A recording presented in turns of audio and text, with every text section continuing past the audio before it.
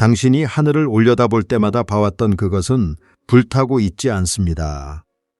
지금 이 순간에도 당신의 피부를 데우는 그 빛은 당신이 평생 믿어온 방식으로 만들어진 것이 아닙니다. 태양은 타오르는 불덩어리가 아닙니다. 그것은 불이 아닙니다. 단 한 번도 불이었던 적이 없습니다. 리처드 파인만은 이 사실을 누구보다 차갑게 그리고 정확하게 알고 있었습니다. 그는 촛불 하나를 손에 들고 이렇게 말한 적이 있습니다. 이 불꽃 안에 갇혀 있는 것은 사실 태양이라고. 나무 한 그루를 태우는 것은 사실 저장된 햇빛을 풀어놓는 것이라고. 그런데 그가 발견한 것은 당신이 상상한 것과 정반대였습니다. 태양이 불이 아니라면, 그렇다면 대체 무엇이 우리를 데우고 있는 걸까요? 무엇이 46억 년 동안 단 한순간도 꺼지지 않고 타오르는 것처럼 보이는 걸까요? 이 질문의 답은 당신이 생각하는 그 어떤 것과도 닮지 않았습니다. 그리고 여기서 두 번째 문제가 시작됩니다.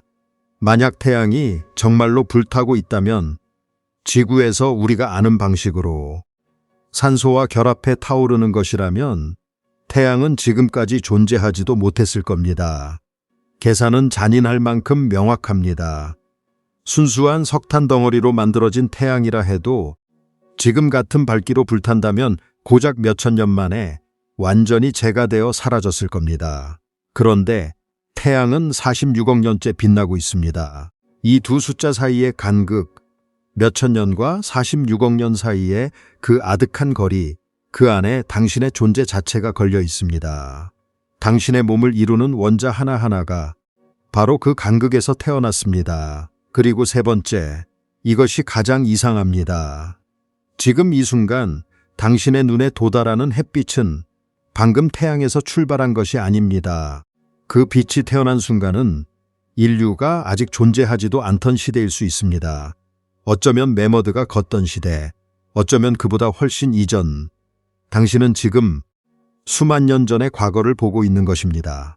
왜 그런지, 그리고 그것이 의미하는 바가 무엇인지는 이 영상의 마지막에 가서야 이해할 수 있습니다.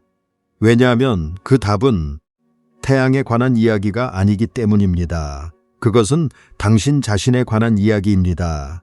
세 개의 질문을 기억해 두십시오. 태양이 불이 아니라면 무엇인가? 왜 태양은 사라지지 않았는가?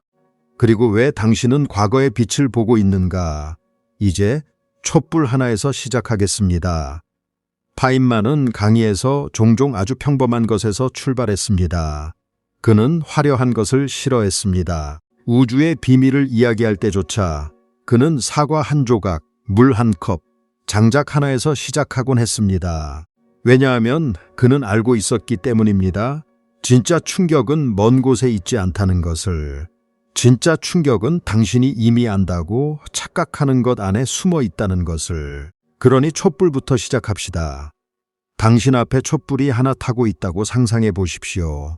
노란 불꽃, 따뜻함. 우리는 이것을 탄다고 부릅니다. 그리고 어린 시절부터 우리는 배웠습니다. 무언가가 탄다는 것은 그것이 산소와 결합하는 것이라고. 초의 밀랍이 공기 중에 산소와 만나 빛과 열을 내놓는 것이라고. 맞습니다. 지구 위의 불은 그렇게 작동합니다. 나무가 타는 것도, 종이가 타는 것도, 당신 몸속에서 음식이 연소되는 것도 본질적으로 같은 춤입니다. 무언가와 산소가 손을 잡는 춤. 파인만은 이 지점에서 사람들이 놓치는 것을 붙잡았습니다. 그는 물었습니다. 그렇다면 그 빛과 열은 어디서 오는가? 밀랍 안에 갇혀 있던 것이 풀려나는 것이라면 애초에 그 밀랍 안에는 무엇이 들어 있었는가? 여기서 파인만의 가장 유명한 장면 하나가 등장합니다. 그는 장작불 앞에서 이렇게 말했습니다. 이건 제가 그의 말을 우리말로 풀어 옮긴 것입니다. 나무를 태울 때 나오는 이 열과 빛은 사실 나무 안에 저장되어 있던 태양의 빛입니다. 나무는 흙에서 자라는 것이 아닙니다. 나무는 공기에서 자랍니다. 공기 중에 이산화탄소를 붙잡아 태양의 에너지를 이용해 탄소를 뜯어내 자기 몸으로 만드는 것입니다. 그러니 장작을 태운다는 것은 몇 년 전 혹은 몇십 년 전에 이 나무가 붙잡아 가둬둔 햇빛을 다시 풀어놓는 일입니다. 당신이 모닥불을 쬐며 느끼는 그 따뜻함, 그것은 사실 몇 해 전의 여름 햇살입니다.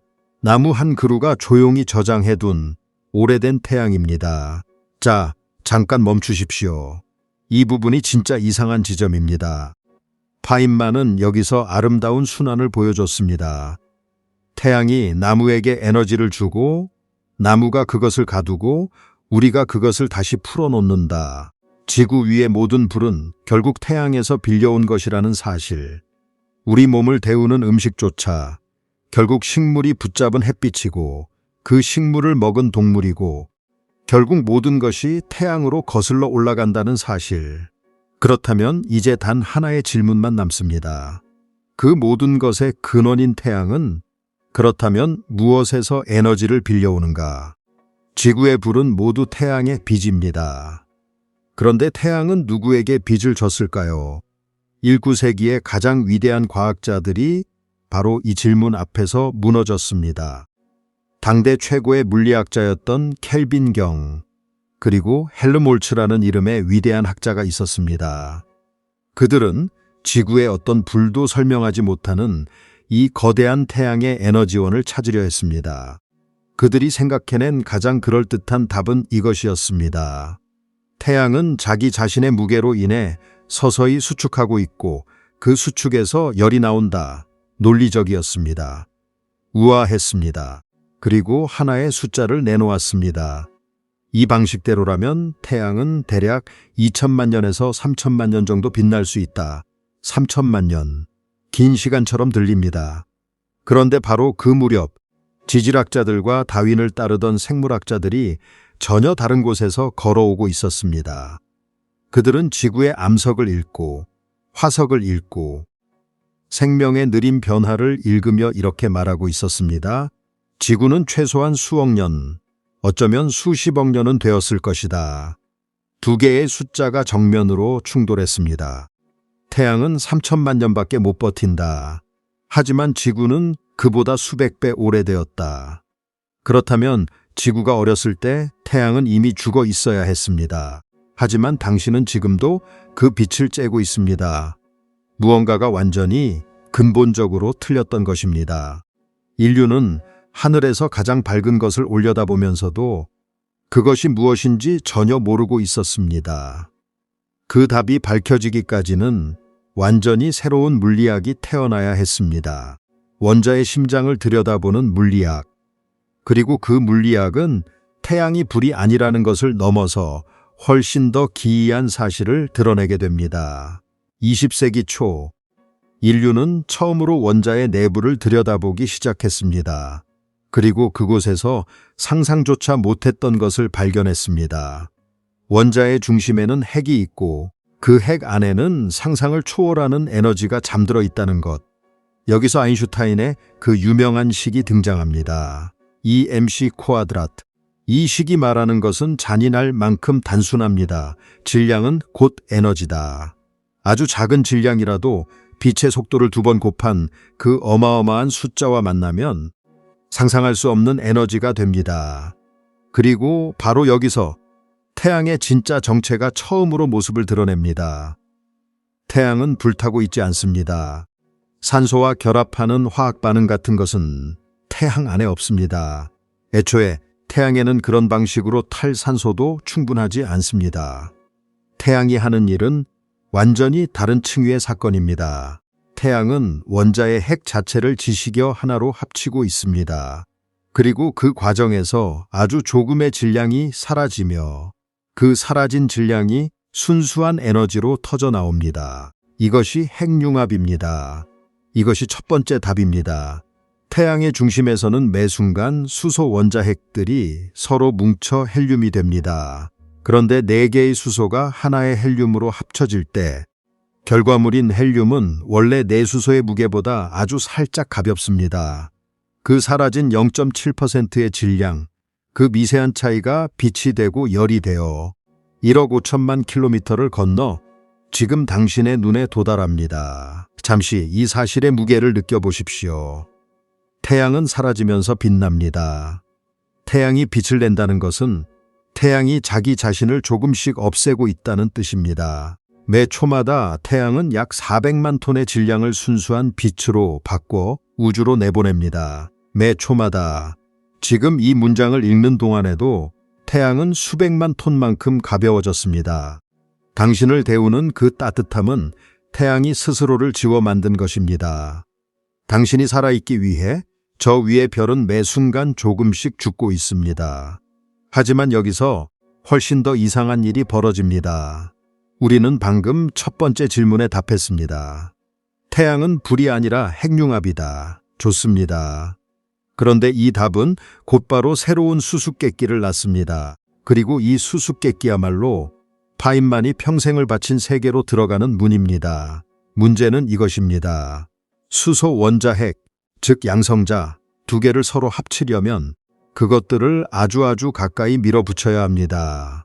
그런데 양성자는 둘 다 양의 전하를 띠고 있습니다.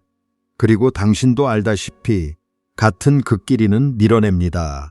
두 양성자를 가까이 가져갈수록 그것들은 미친 듯이 서로를 밀쳐냅니다. 마치 보이지 않는 벽이 그 사이를 막고 있는 것처럼 물리학자들은 이 벽을 쿨롱 장벽이라고 부릅니다. 그리고 이 벽은 상상을 초월할 만큼 단단합니다. 여기서 진짜 충격적인 계산이 나옵니다. 태양 중심부의 온도는 약 1,500만 도입니다. 상상도 안 되는 온도죠. 그런데 이 온도조차 양성자들이 저 쿨롱 장벽을 넘어서기에는 턱없이 부족합니다. 계산을 해보면 태양 중심의 양성자들은 그 벽을 넘을 만큼의 에너지를 가지고 있지 않습니다. 근처에도 가지 못합니다. 다시 말하겠습니다. 물리학의 고전적인 법칙에 따르면 태양은 빛나지 말았어야 합니다. 양성자들은 서로 뭉칠 수 없어야 합니다. 태양은 차갑고 죽은 수소 공이어야 합니다. 그런데 태양은 빛나고 있습니다. 저 위에서 지금 이 순간에도 법칙을 정면으로 위반하면서 이 불가능을 가능하게 만드는 것, 그것이 바로 파인만의 세계, 양자역학입니다. 파인만은 양자역학을 이렇게 표현한 적이 있습니다. 제가 그의 정신을 옮기자면 자연은 우리의 상식으로 만들어지지 않았다. 자연은 부조리하다. 그러나 그것이 자연이 작동하는 방식이며 당신은 그것을 좋아할 필요는 없지만 받아들여야 한다. 양자역학에서 입자는 딱 한 곳에 있는 단단한 공이 아닙니다. 입자는 흐릿합니다. 퍼져 있습니다. 확률의 안개 같은 것입니다. 그리고 이 흐릿함 때문에 절대 넘을 수 없어야 할 벽 앞에서도 아주 가끔 입자가 벽의 반대편에 나타날 수 있습니다. 벽을 넘은 것이 아닙니다. 벽을 뚫고 지나간 것도 아닙니다. 그저 넘지 못했어야 할 벽의 저편에 갑자기 존재하게 되는 것입니다. 이것을 양자 터널링이라고 부릅니다. 태양이 빛나는 이유가 바로 이것입니다. 양성자들은 쿨롱 장벽을 넘을 힘이 없습니다. 그래서 그들은 넘지 않습니다. 대신 뚫고 통과합니다. 존재해서는 안 될 곳에 확률의 유령처럼 나타나 서로 뭉칩니다. 당신이 지금 느끼는 햇빛의 온기는 양자역학이라는 이 부조리한 법칙이 없었다면 존재하지 않았을 온기입니다. 만약 우주가 우리의 상식대로 작동했다면 태양은 없었고 지구는 얼어붙은 어둠이었고 당신은 태어나지 못했을 것입니다. 당신은 지금 우주의 가장 기이한 규칙 덕분에 살아 있습니다. 그리고 이것은 저 먼 하늘의 이야기가 아닙니다. 지금 당신의 몸을 이루는 모든 원자, 당신의 뼈 속 칼슘, 당신의 피 속 철, 당신이 들이마시는 숨 속의 산소, 당신의 눈을 이루는 탄소, 이 모든 것은 단 하나의 예외도 없이 어떤 별의 중심에서 만들어졌습니다. 바로 이 양자 터널링을 통해 수소가 헬륨이 되고 헬륨이 탄소가 되고 탄소가 더 무거운 것들이 되는 그 과정에서 당신은 별의 자네입니다. 문자 그대로, 비유가 아닙니다. 당신의 손을 한번 내려다 보십시오. 그 손을 이루는 원자 하나하나는 지구가 태어나기도 전에 어떤 거대한 별의 심장에서 상상할 수 없는 압력과 열을 견디며 만들어졌습니다. 그 별은 오래전에 죽었습니다. 폭발했습니다. 그리고 그 파편이 우주를 떠돌다 뭉쳐 지구가 되고 그 지구 위에서 결국 당신이 되었습니다. 태양이 지금 하고 있는 그 일, 그 부조리하고 불가능한 융합, 그것은 저 하늘 위에서만 일어나는 일이 아닙니다. 그것은 당신이라는 존재를 만들어낸 바로 그 공정입니다. 이제 첫 번째 질문에 대한 답을 우리는 손에 쥐었습니다. 태양은 불이 아니라 양자 터널링으로 이루어지는 핵융합입니다. 그런데 처음에 던진 세 개의 질문 중 두 개가 아직 남아 있습니다. 왜 태양은 사라지지 않았는가? 그리고 왜 당신은 과거의 빛을 보고 있는가? 이 두 질문의 답은 지금부터 하나로 얽혀 들어갑니다. 기억하십니까? 양자 터널링은 아주 가끔 일어난다고 했습니다. 그런데 아주 가끔이 얼마나 가끔인지 그 숫자를 이제 마주해야 합니다. 태양 중심에서 하나의 특정한 양성자가 다른 양성자와 만나 실제로 융합에 성공할 확률, 그 확률은 얼마나 될까요? 물리학자들의 계산에 따르면 어느 한 양성자가 융합의 첫 단계를 성공시키기까지 걸리는 평균 시간은 수십억 년입니다. 다시 읽어보십시오. 태양 중심의 한 양성자는 그 미친 듯한 열과 압력 속에서도 평균적으로 수십억 년을 기다려야 비로소 한 번 융합에 성공합니다. 왜냐하면 양자 터널링만이 문제가 아니기 때문입니다. 두 양성자가 벽을 뚫고 만나는데 성공한다 해도 그 다음 단계에서 자연의 가장 약한 힘, 즉 약한 핵력이 개입해야 하는데 이 힘이 관여하는 사건은 지독하게 드물게 일어납니다. 그 확률은 상상을 초월할 만큼 작습니다. 어느 한 번의 양성자 충돌이 이 모든 관문을 통과할 확률은 대략 10의 28제곱분의 1, 즉 1 뒤에 0이 28개 붙은 숫자 중 단 한 번. 그리고 바로 이것이 두 번째 질문의 답입니다. 19세기의 과학자들은 태양이 3천만 년밖에 못 버틴다고 계산했습니다. 그들은 틀렸습니다. 그런데 그들을 진짜로 무너뜨린 것은 태양이 상상보다 훨씬 격렬하게 탄다는 사실이 아니었습니다.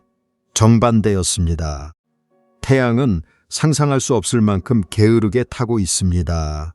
이 사실이 사람들을 가장 놀라게 합니다. 태양의 중심부는 그 어마어마한 온도와 압력에도 불구하고 부피당 에너지를 내는 비율로 따지면 놀랍게도 미지근합니다. 실제로 태양 중심의 단위 부피가 내는 열은 잘 쌓인 퇴비 덤이나 살아있는 당신의 몸이 같은 부피에서 내는 열과 크게 다르지 않습니다. 멈추고 이 말을 다시 생각해 보십시오. 태양의 심장은 당신의 몸이 내는 열과 비슷한 밀도로 타고 있습니다. 태양이 그토록 압도적으로 밝은 이유는 격렬하게 타서가 아닙니다. 그저 상상할 수 없이 거대하기 때문입니다. 미지근한 심장을 지구를 100만 개 넣고도 남을 부피만큼 쌓아 올렸을 뿐입니다. 바로 이 게으름 때문에, 이 지독한 비효율 때문에 태양은 46억 년을 살아남았고 앞으로도 50억 년을 더 빛날 것입니다. 만약 융합이 조금이라도 더 쉬웠다면 태양은 순식간에 자신을 다 태우고 오래전에 죽었을 것입니다. 지구가 생명이 당신이 태어날 시간조차 주지 못한 채 당신이 지금 존재할 수 있는 이유는 태양이 너무나 느리게, 너무나 인색하게 타기 때문입니다. 우주의 게으름이 당신에게 시간을 선물한 것입니다. 이제 마지막 질문이 남았습니다. 가장 처음에 던졌던 가장 이상한 질문. 왜 당신은 과거의 빛을 보고 있는가? 태양 중심에서 융합으로 빛이 하나 태어났다고 합시다. 순수한 에너지 덩어리. 이 빛은 이제 우주를 향해, 태양의 표면을 향해 달려나가려 합니다. 태양의 중심에서 표면까지의 거리는 약 70만 킬로미터. 빛의 속도라면 이 거리는 2초면 충분합니다. 그런데 실제로 그 빛이 태양 표면까지 빠져나오는데 걸리는 시간은 2초가 아닙니다. 수천 년, 어쩌면 수만 년, 어떤 계산에 따르면 수십만 년. 왜일까요? 태양의 내부는 너무나 빽빽하기 때문입니다. 빛은 태어나자마자 곧바로 다른 입자와 부딪힙니다. 튕겨나갑니다. 흡수됩니다. 다시 방출됩니다. 또 부딪힙니다. 방향을 잃고 앞으로 갔다가 뒤로 갔다가 옆으로 튕기고 다시 안쪽으로 끌려 들어갑니다. 파인만이라면 이것을 술 취한 사람의 걸음걸이에 비유했을 겁니다. 앞으로 한 걸음, 옆으로 두 걸음, 뒤로 한 걸음. 목적지를 향해 똑바로 가는 것이 아니라 무작위로 비틀거리며 아주 조금씩 바깥으로 밀려 나오는 것입니다. 이 무작위 걸음을 수없이 반복한 끝에야 마침내 빛은 태양의 표면에 도달해 우주로 탈출합니다. 그리고 그 순간부터는 아무것도 막지 않는 텅 빈 우주를 8분 20초 만에 가로질러 당신의 눈에 도달합니다. 그러니 지금 당신의 눈을 데우는 그 햇살은 방금 태어난 빛이 아닙니다. 그것은 태양의 중심에서 수만 년 전에 태어나 그 긴 세월을 어둠 속에서 비틀거리며 헤매다가 이제야 겨우 빠져나와 당신에게 도착한 것입니다. 당신은 지금 문명이 시작되기도 전에 태어난 빛을 보고 있습니다. 당신의 얼굴을 데우는 이 온기는 어쩌면 마지막 빙하기의 것일지도 모릅니다. 자, 이제 처음으로 돌아갑시다. 우리는 촛불에서 시작했습니다. 파인만이 들었던 그 촛불, 그가 이 불꽃 안에는 태양이 갇혀 있다고 말했던 그 촛불. 그때 우리는 이렇게 이해했습니다. 나무는 햇빛을 저장하고 우리는 그 나무를 태우며 저장된 햇빛을 풀어놓는다고. 지구의 모든 불은 태양의 빛이라고. 하지만 이제 당신은 그 문장의 진짜 무게를 알게 되었습니다. 당신이 모닥불 앞에서 쬐는 그 따뜻함. 그것은 몇 해 전 여름의 햇빛입니다. 그런데 그 여름의 햇빛은 태양 중심에서 수만 년 전에 태어나 수만 년을 헤매다 탈출한 빛이었습니다. 그리고 그 빛을 만든 에너지는 태양이 자기 질량을 지우며 양자역학의 부조리한 규칙을 빌려 불가능을 뚫고 만들어낸 것이었습니다. 그리고 그 태양의 재료가 된 수소는 우주가 태어난 첫 순간 138억 년 전 빅뱅의 잔재였습니다. 그러니 당신이 장작불에 손을 쩔 때 당신이 실제로 만지고 있는 것은 몇 해 전의 여름이 아닙니다. 당신은 우주의 시작을 만지고 있는 것입니다. 빅뱅의 수소가 별의 심장에서 양자 터널링으로 융합되고 그 빛이 수만 년을 헤매 태양을 빠져나와 8분을 날아 지구의 나뭇잎에 닿고 나무가 그것을 몸에 가두었다가 당신이 그 나무를 태우며 다시 풀어놓는 것. 그 불꽃 하나는 138억 년의 우주 전체가 당신의 손끝에서 순간적으로 압축된 것입니다. 그리고 마지막 진실은 이것입니다. 태양은 불타고 있지 않습니다. 처음부터 그랬습니다. 하지만 이제 우리는 압니다. 태양이 하는 일은 타는 것보다 훨씬 더 깊은 무언가입니다. 태양은 자신을 지워 빛을 만들고 그 빛으로 원자를 만들고 그 원자로 당신을 만들었습니다. 당신은 태양이 타는 것을 보고 있는 관찰자가 아닙니다. 당신은 그 불의 일부입니다. 당신의 몸을 이루는 원자, 당신을 살아있게 하는 에너지, 당신이 보는 그 빛, 그 모든 것이 같은 하나의 이야기입니다. 당신이 별을 올려다볼 때 별도 당신을 통해 자신을 보고 있는 것입니다. 파인만은 이런 말을 남겼습니다. 제 식대로 옮기자면 나는 답을 모른 채 사는 것이 두렵지 않다. 답을 모른다는 것이 잘못된 답을 확신하는 것보다 훨씬 덜 무섭다. 우리는 오랫동안 태양이 불탄다고 확신했습니다. 그것은 잘못된 답이었습니다. 그리고 그 잘못된 답을 내려놓았을 때 훨씬 더 이상하고 훨씬 더 아름다운 진실이 그 자리에 있었습니다. 그렇다면 지금 당신이 확신하고 있는 다른 것들은 얼마나 많은 것이 사실은 촛불 속의 태양처럼 다시 봐야 할 것들일까요? 당신의 발밑에 있는 이 땅은 정말 당신이 아는 그 땅일까요? 당신이 흐른다고 믿는 이 시간은 정말 흐르고 있는 걸까요? 그 질문은 다음에 이어가겠습니다.